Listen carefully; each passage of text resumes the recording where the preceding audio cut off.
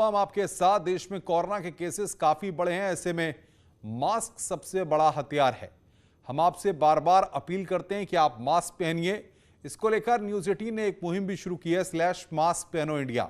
आप खुद से प्रण लीजिए कि जब तक महामारी है आप मास्क नहीं उतारेंगे। बड़ी खबर की बात कर रहे हैं। कर्नाटक के सीएम बीएस येदियुरप्पा का इस्तीफा हो गया है।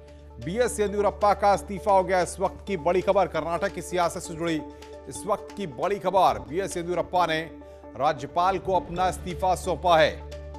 कर्नाटक पर अमित शाह, जेपी नड्डा की बैठक, कर्नाटक प्रभारी अरुण सिंह भी बैठक में शामिल हैं। ये बड़ी खबर इस वक्त। बीएस येदियुरप्पा ने इस्तीफा दे दिया है, राज्यपाल को सौंपा है अपना इस्तीफा। इस्तीफे के ऐलान के वक्त भावुक हुए हैं। और बातचीत करने के लिए दिल्ली से हमारे संवाददाता अनूप गुप्ता हमारे साथ जुड़ रहे हैं। अनूप, कर्नाटक में भी अब नया चेहरा कोई सामने होगा, क्योंकि बीएस येदियुरप्पा ने इस्तीफा दे दिया है।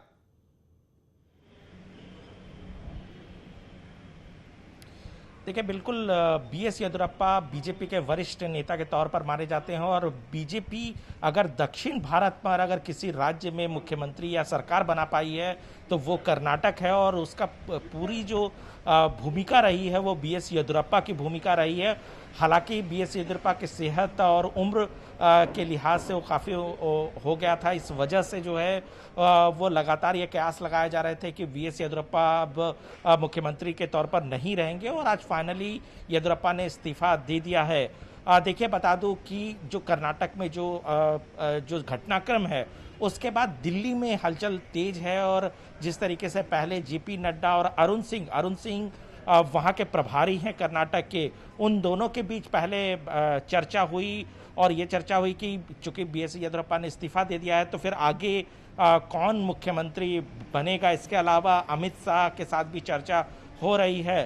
कहा यह जा रहा है कि पार्टी जल्द एक पर्यवेक्षक तय करेगी जो कर्नाटक जाकर के वहाँ विधायक दल की बैठक करेंगे, वहाँ एक सहमति बनाई जाएगी और उसके बाद मुख्यमंत्री कौन होगा, अगला मुख्यमंत्री कर्नाटक का, उस पर फैसला लेगी। लेकिन आपको बता दूं कि जिस तरह से कई नामों पर चर्चा है उसमें जो है वो प्रहलाद जोशी जो कि केंद्रीय मंत्री हैं उनके नाम की चर्चा है। इसके अलावा लक्ष्मण सवादी हैं, उनके नाम की चर्चा। तो ये बहुत सारे नाम अभी चल रहे हैं। लेकिन आपको बता दूं कि बीजेपी पहले पर्यवेक्षक भेजेगी। आप नजर बना के रखिए, आगे भी हम आपसे अपडेट लेंगे।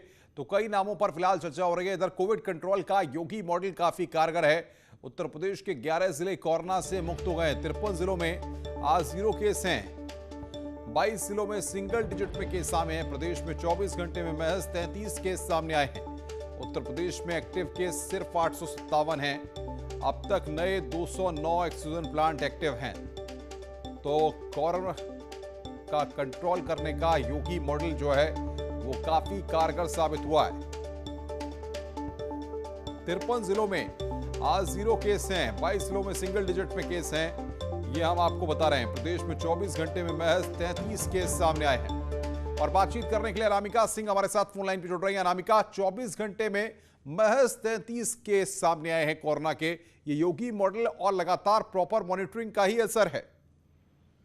बिल्कुल अनुपम, देखिए उत्तर प्रदेश जिस तरीके से बड़ा राज्य है, हालांकि सेकेंड वेव के बाद जिस तरीके से स्थितियां सुधार में आई हैं, अब हालात ये है कि उत्तर प्रदेश के 11 जिले कोरोना से पूर्णतः मुक्त हो चुके हैं। यानी कि इन जिलों में एक सप्ताह से कोई भी केस नहीं आया है। इसके अलावा 53 जिले ऐसे हैं जहां पर 0 केसेस आए हैं या सिंगल डिजिट में केसेस आ रहे हैं। यानी कि बहुत हद तक कोरोना से यूपी ने काबू पा लिया है। थर्ड वेव की तैयारियों को लेकर भी लगातार मॉनिटरिंग की जा रही है। नीकू बेड बनाए जा रहे हैं अलग अलग जिलों में, और ये भी प्रयास किया जा रहा है कि यूपी के पास ऑक्सीजन की कमी ना हो, लिहाजा खुद के ऑक्सीजन प्लांट लगाने के साथ साथ और भी अलग अलग तैयारी की जा रही है। यानी कि सेकेंड वेव से बहुत हद तक यूपी बाहर निकल आया है और बहुत सारे जिले ऐसे हैं जहां पर कोरोना का एक भी केस नहीं आ रहा है। हालांकि सरकार के सामने चिंता अब थर्ड वेव की है, लेकिन अभी भी सरकार का ये दावा है और ये मानना कि जो तैयारियां सरकार ने कर रखी हैं या की जा रही हैं, थर्ड वेव पर भी बहुत आसानी से यूपी काबू पा लेगा। अनुपम, बिल्कुल अनामिका, बहुत बहुत शुक्रिया आपका हमारे साथ जुड़ने के लिए और बातचीत करने के लिए।